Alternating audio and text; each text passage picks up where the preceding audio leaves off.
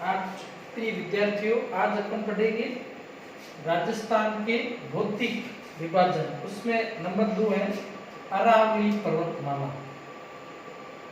अरावली पर्वतीय प्रदेश, इसके बारे में पढ़ेंगे। अरावली पर्वतीय प्रदेश, अरावली पर्वतीय प्रदेश है, ये अरावली पर्वतमाला है, ये किसका भाग है?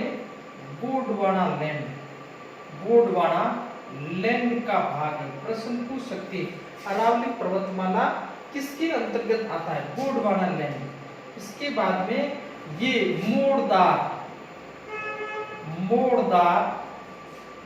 वलित पर्वतमाला है, पर्वतमाला है। यह विश्व की प्राचीनतम पर्वतमाला है, विश्व की प्राचीनतम पर्वतमाला में से ये प्री कैम्ब्रियन युग में, प्री कैम्ब्रियन युग, ये इसके अंतर्गत आती है। प्री कैम्ब्रियन युग, ये अरावली पर्वतमाला इस युग के अंतर्गत आती है।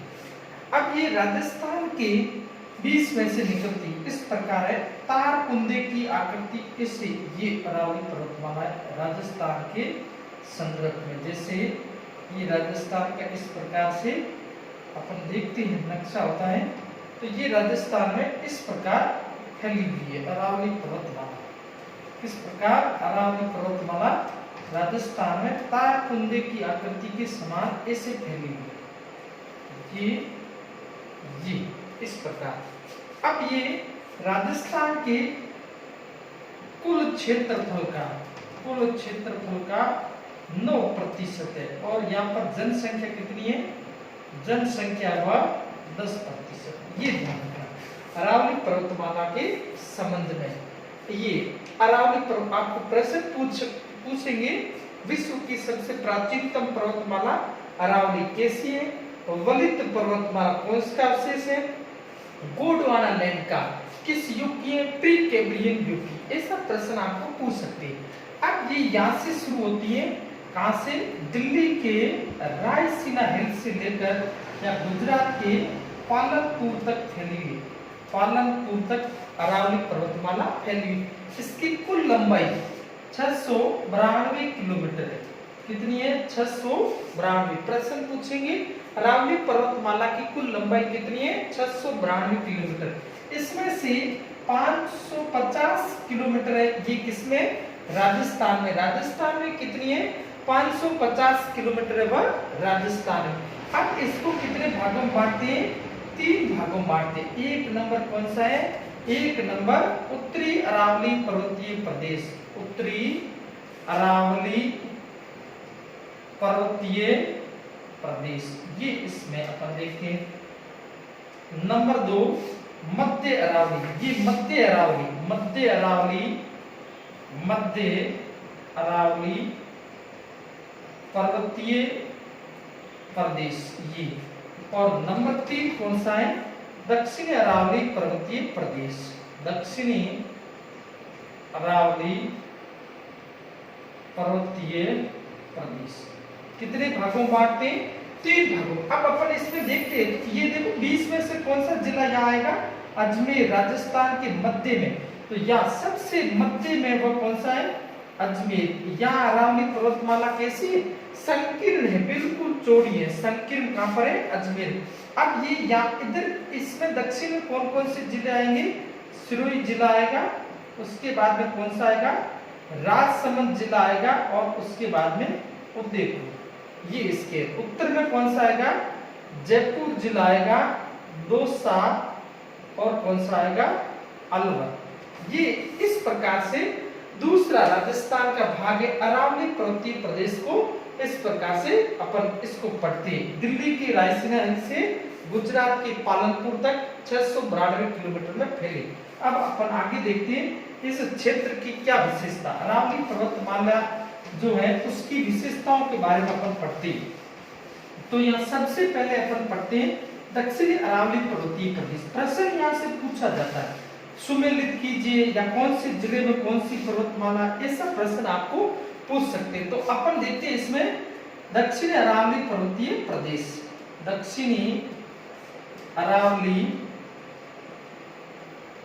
पर्वतीय प्रदेश, ये दक्षिणी अरावली पर्वतीय प्रदेश है।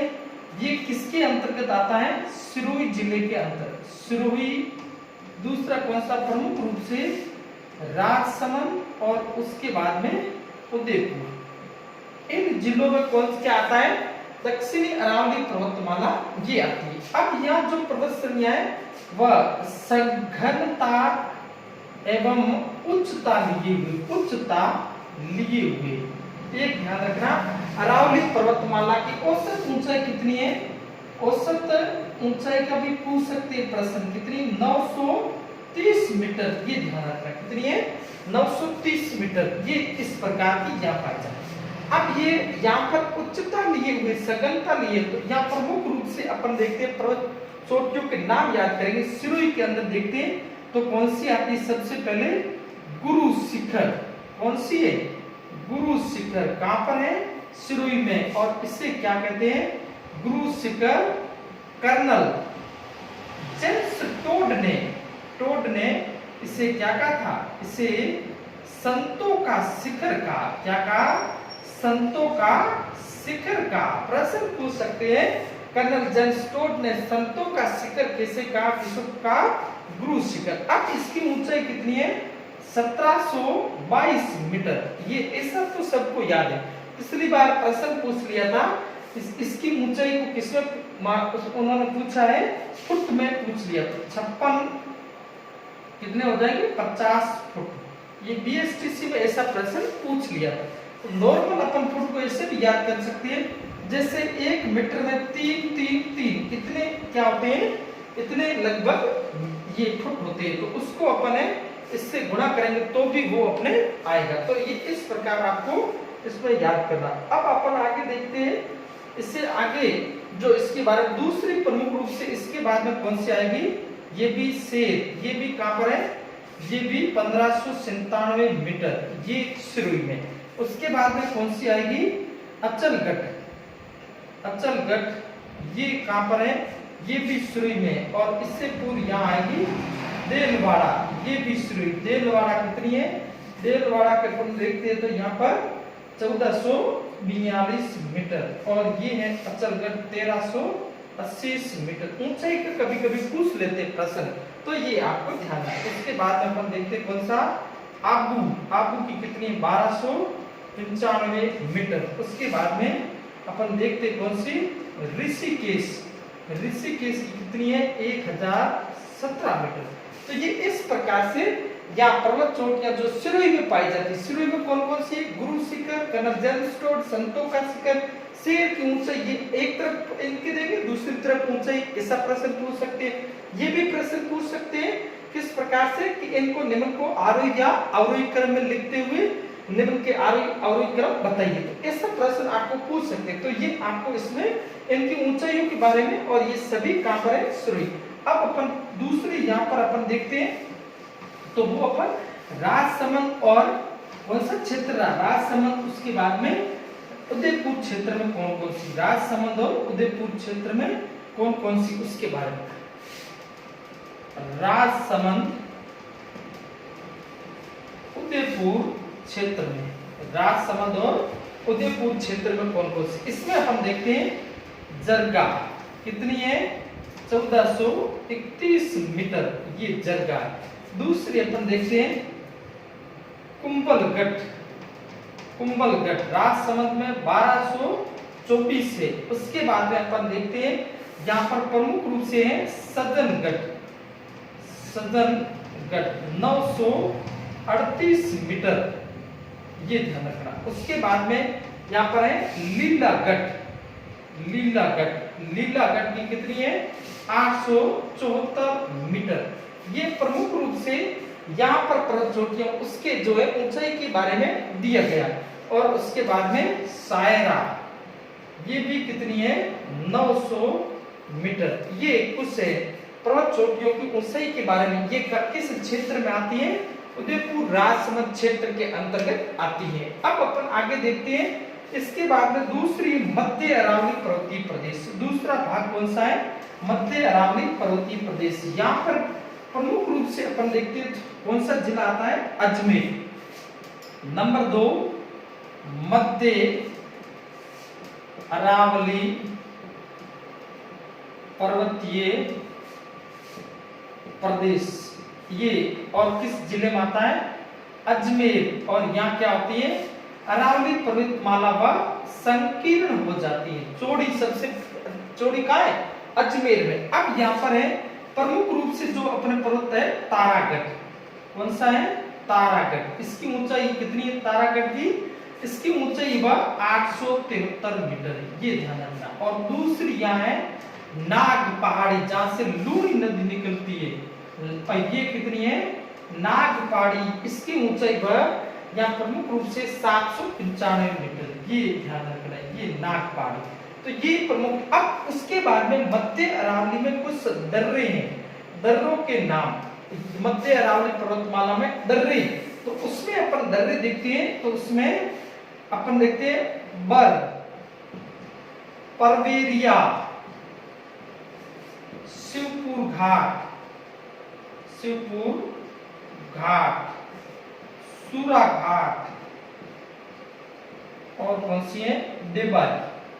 ये मध्य अरावली में प्रमुख रूप से दर्रों के नाम। आपको प्रश्न पूछेंगे ये कहां पर आई है? मध्य।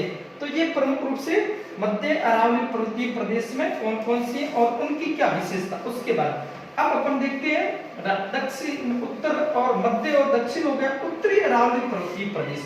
कौन सा? उत्तरी अरावली पर्वतीय प्रदेश। उत्तरी अरावली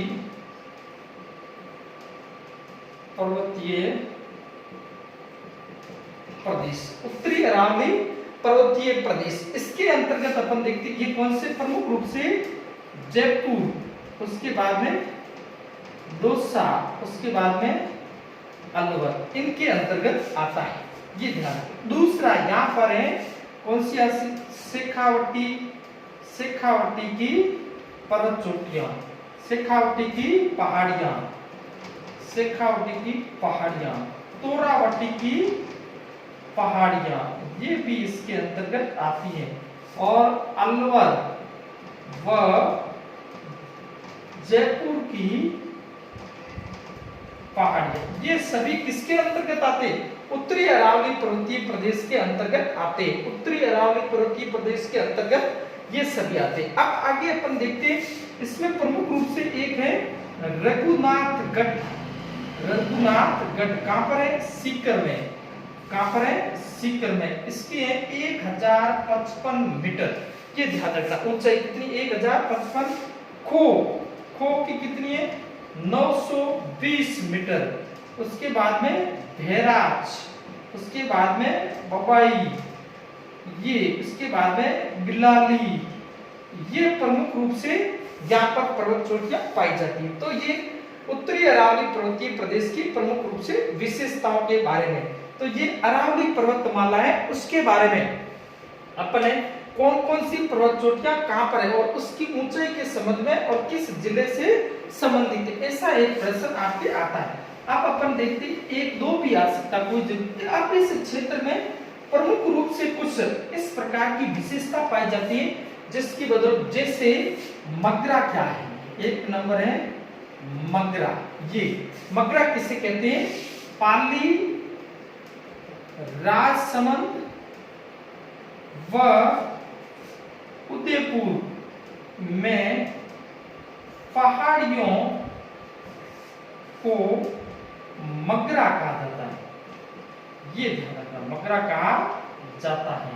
ये मगरा के नाम से इनको जानते हैं।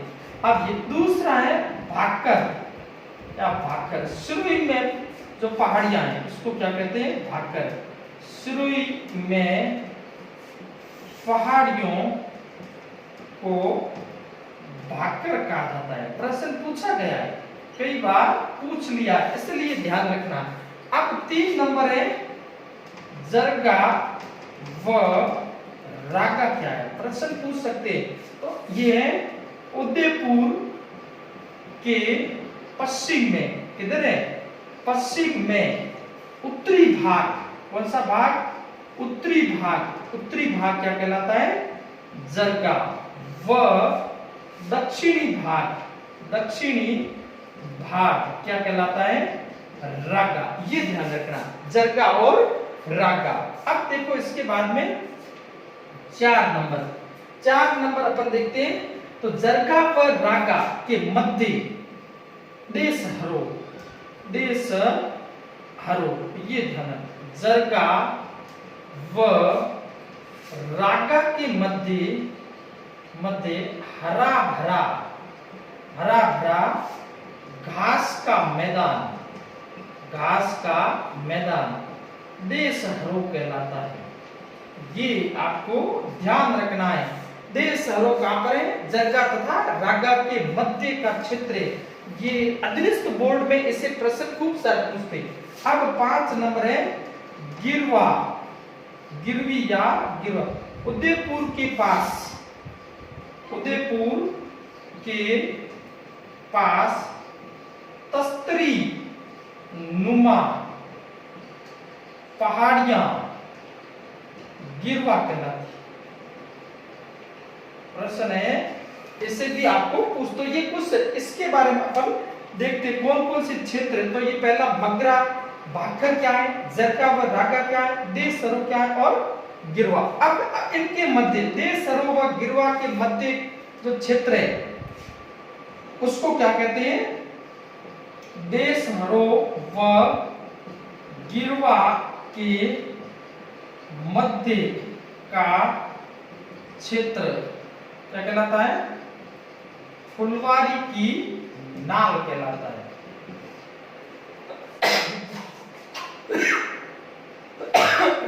क्या कहलाता है, फुलवारी की नाल। अब फुलवारी की नाल ये क्षेत्र कहलाता है और यहां से मानसी तथा वांकल नदियां निकलती, वांकल नदियां प्रवाहित होती हैं। तो ये आपके इसके बारे में आ गया, फुलवारी की नाल के बारे में आ गया। अब अपन आगे और देखते हैं, यहाँ कुछ प्रदेशों के और भी नाम, प्रश्न यहाँ से पक्का पूछते, कभी कभी एक प्रश्न, कभी कभी यहाँ से 2 प्रश्न आने की भी संभावना रहती है। अब अपन देखते हैं भोराट का पठार, भोराट का पठार, ये देखते हैं। ये है उदयपुर, उदयपुर के गोकुंदा से राजसमंद के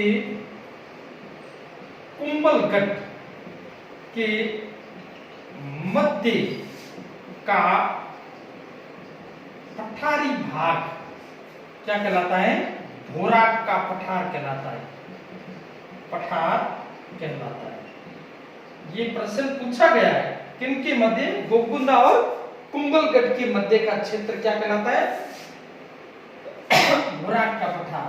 अब देखते हैं भोमट, भोमट का पठार, ये कहां पर है, सिरोही तथा उदयपुर में है। भोमट का प्रमुख रूप से कहां पर है, उदयपुर के अंदर है। अब यहां पर है ऊपर माल, ऊपर माल का क्षेत्र कौन सा है, ये भीलवाड़ा के बिजोलिया तथा चित्तौड़गढ़ के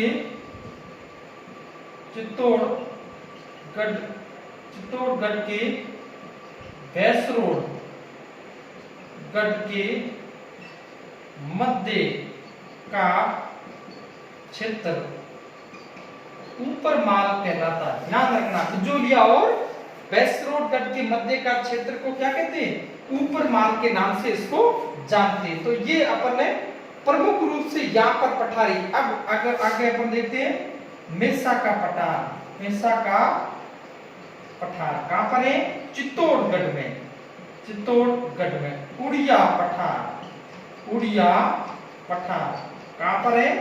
सिरोही में। और राजस्थान का सबसे ऊंचा पठार, राजस्थान का सबसे ऊंचाई पर स्थित पठार। ये आपके इसमें प्रमुख रूप से अपने अरावली पर्वतमाला की विशेषताओं के बारे में था। तो ऐसा आपको प्रश्न पूछ सकते हैं, गोमट का पठार कहाँ है, ऊपरमाल कहाँ है, वैशाख।